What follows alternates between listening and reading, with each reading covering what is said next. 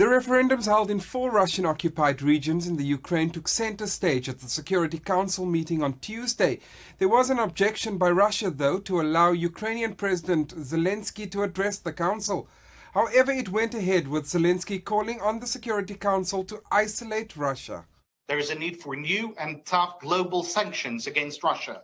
Any annexation in the modern world is a crime against all states. There was an overwhelming call by member states for an end to the conflict.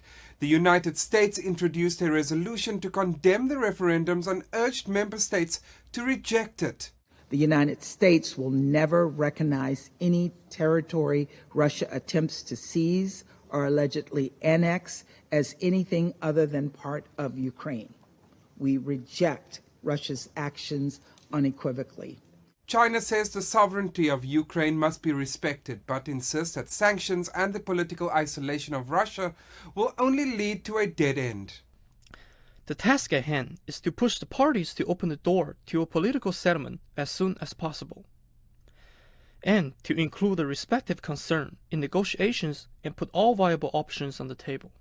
Russian President Vladimir Putin on state TV said that the votes were designed to protect people from what he has called the persecution of ethnic Russians and Russian speakers by Ukraine, a point echoed by Russia's UN representative. Aware that our former Western partners are not listening to us or pretend not to. However, I like to say the referendum were conducted exclusively, transparently, with upholding of all electoral norms.